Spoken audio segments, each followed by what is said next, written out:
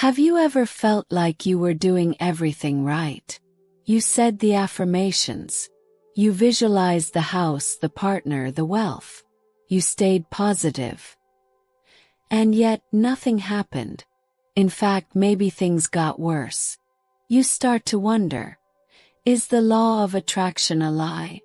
Or am I just not chosen for success? Florence Scovel Shinn had a startling answer for you.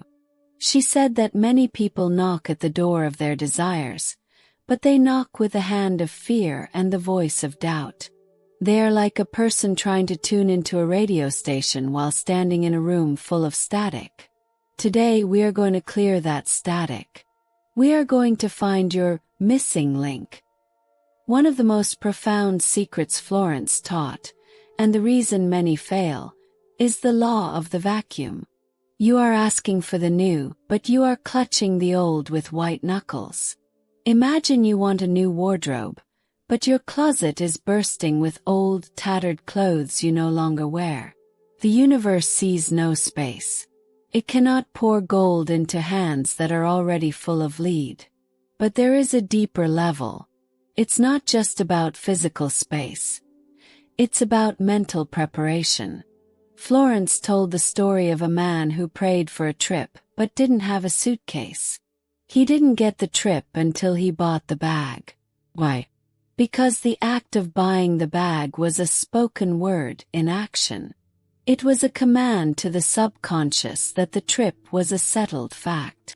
If you feel a chill of recognition right now, it's because your soul knows this truth. You've been waiting for a sign, and this video is it. Before we dive into the 20 secret keys to opening the divine door, I want you to make a commitment to your future self. This channel, the spoken word, is not just a place for listening. It's a laboratory for your life. Subscribe right now to become part of a global circle of game players who are tired of losing. By hitting that notification bell, you are telling the universe, I am no longer a seeker. I am a receiver. The illusion of effort. We have been raised to believe that the harder we struggle, the more we deserve. But in the spiritual game, struggle is a sign of resistance.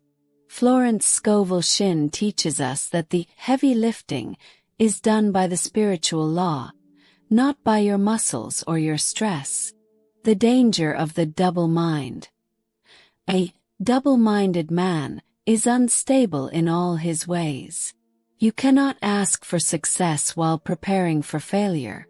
If you pray for a job but keep your unemployment mindset active by complaining, you are canceling your own order to the universe. The divine vacuum, nature abhors a vacuum. If you want something new, you must create a space for it. This isn't just physical, it's emotional. Release the old grudges, the old identities, and the old stories of why you are unlucky. Clear the stage for your new life. The hand of fear at the door. When you knock on the door of opportunity, what is the vibration of your hand? Is it the firm knock of a master, or the trembling tap of a beggar? The universe responds to your expectation, not your need. Acting on the hunch. Guidance often comes in whispers. A sudden urge to call someone to take a different route, or to read a specific book. This is the missing link in action. Faith without works, without following the hunch, is dead. The false evidence of appearances. The world will show you lack. Your bank account might show 0. Florence says, none of these things move me. To win, you must look through the appearances and see the spiritual reality of abundance that is already there. The power of blessing the enemy. If someone has what you want and you feel envy, you are telling your subconscious that you don't have it. By blessing their success, you align yourself with that same frequency of success. The law of non-resistance. Do not fight the situation. If you are in a difficult spot, bless it. Call it divine.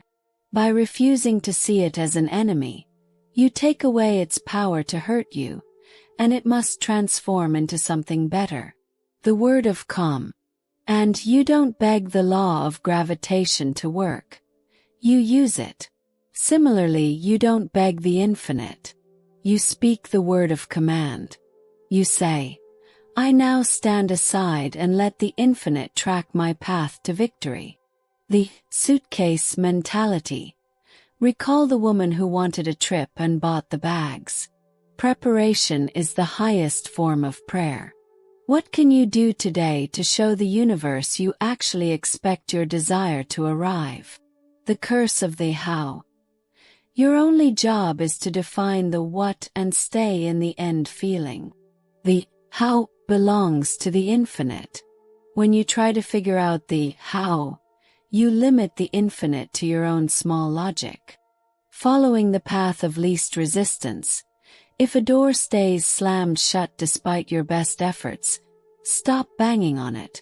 There is another door, a divine door, that is already open. Look for the easy way. The divine way is always the path of grace. The spiritual bridge. Every desire is a bridge between the invisible and the visible. Your words are the planks of that bridge.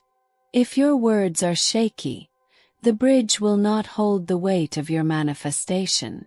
The frequency of gratitude. Giving thanks before the manifestation is the secret of the masters. It is the ultimate proof of faith. It tells the subconscious, it is done. The gift is already in my hands. Casting the burden of timing. We often fail because we get impatient. We think the universe is late. But the divine is never late. Cast the burden of when and trust that the harvest is ripening at the perfect speed. The riches of the desert. Even when your life looks like a desert, you must see the pools of water. Find one thing that is working and focus all your praise there. Praise is the water that makes the desert bloom. The inner vision. Keep your imaging faculty focused on the finished result. Do not talk about your problems with friends. Do not give them life by describing them. Keep your vision sacred and secret. The power of silence. Florence often advised her students to tell no one. When you speak about your dreams too early, you dissipate the energy. Keep the missing link protected in the silence of your own heart. The law of use. Use what you have and more will be given. If you have $1, use it with the consciousness of a millionaire. The way you handle the little determines how much you will receive. The chemical power of words. Florence believed that words are not just sounds, but vibrations that literally change the chemistry of your life. When you speak words of lack, you tighten your nervous system and block the flow of intuition. When you speak words of power, your body and your environment literally expand to receive. The subconscious as a giant computer. Imagine your subconscious as a mainframe that never sleeps. It takes every I am you utter and processes it as a command. If you say, I am always late, the computer rearranges your reality to ensure traffic jams and missed alarms. You must hack this computer with new code. The big fish theory. Many people are afraid to ask for too much. They go to the ocean of life with a teaspoon instead of a bucket. Florence teaches that the infinite has no size limits. It is just as easy to manifest $1 million as it is 100. The only limit is your own capacity to imagine it. The law of divine selection. Don't just visualize any partner or any job. Use the phrase, by divine right. This protects you from getting what you think you want, only to find it doesn't bring happiness. Divine selection brings you the one thing that fits your soul like a glove. Neutralizing the jinx. We often fear that, if I talk about it, I'll jinx it. This fear only has power if you believe in it. Replace it with, "The spirit of the infinite is my protection. No word spoken against my good shall prosper." You are the only authority in your own universe. The alchemy of praise. Praise is the highest form of vibration. When you praise your current situation, even if it's imperfect, you oxidize the negativity. Praise acts like a spiritual bleach, whitening even the darkest circumstances. The mystery of the invisible supply. Most people rely on their visible supply, their paycheck, their boss. But your true supply is the infinite. When one door closes, it's because that specific pipe was too small for the abundance the universe is trying to send you now. The square of life balance. You cannot be truly successful if you have money but no health, or love but no self-expression. You must demand the perfect square. Your words should aim for the total harmony of your being, not just a single part. The danger of vain repetitions. Affirmations are not magic spells you repeat 1,000 times like a robot. One word spoken with absolute conviction is more powerful than 10,000 spoken with doubt. It's the feeling behind the word that carries the electricity. The spiritual stay of execution. Even when a disaster seems inevitable, a single spoken word of faith can act as a stay of execution. You can change the trajectory of a situation at the very last second by refusing to accept the appearance of defeat. The law of equivalent exchange. You cannot get something for nothing in the spiritual world. The price you pay for abundance is the release of your old limited self. You must buy your new life with the currency of your faith. The I am presence. When you say, I am, you are using the name of the infinite. Whatever follows, I am, will eventually find you. Be the guardian of your I am-ness. Are you I am tired, or I am renewed? The miracle of the ordinary day. Most manifestations don't happen in a flash of lightning. They happen through a series of ordinary steps. Someone gives you a business card, you see a sign on a bus. The missing link is often hidden in the mundane. The discipline of the tongue. Florence was strict. Never talk about your ailments, your debts, or your failures. To speak of them is to record them again in the subconscious. If you have nothing positive to say about a situation, stay in this silence of power. The energy of newness. To attract new things, you must feel new. Wear your best clothes even at home. Use your fine china. Stop saving things for special occasions. Every day is a special occasion in the eyes of the infinite. The law of forgiveness as a shortcut. If you are struggling to manifest, check your heart for resentment. Resentment is a massive clog in your spiritual pipes. Forgive everyone, not because they deserve it, but because you deserve to be free and wealthy. The preoccupancy of the mind. You must occupy the mental state of your wish fulfilled before it appears. If you want a new home, start mentally, arranging the furniture in your mind. Live there emotionally until the physical reality catches up. The divine compass. Your desires are not random. They are the compass of your soul. The fact that you want something is proof that it already exists for you in the invisible. You wouldn't have the desire if the fulfillment wasn't possible. Standing still. There comes a point where you have spoken the word and done the work. Now you must stand still.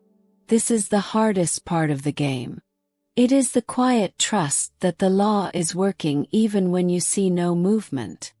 There comes a sacred, often difficult moment in the game of life where you have spoken your word, you have followed your hunches, and you have cleared the space.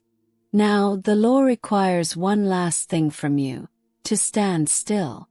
This is not the stillness of passivity. It is the stillness of a mountain. It is the quiet, unshakable trust that while you cannot see the gears of the universe turning, they are moving with celestial precision. Florence reminds us that, having done all, stand. When you stop pacing the floor, when you stop checking the clock, when you stop asking, "Where is it?" you finally allow the manifestation to catch up with you. Your peace is the signal that the delivery is at the door. The ultimate mastery of the spoken word is the realization that you are not a victim of circumstance, but a co-creator with the infinite. You are the architect of your destiny, and your words are the blueprints. Every breath you take is an opportunity to rewrite your story.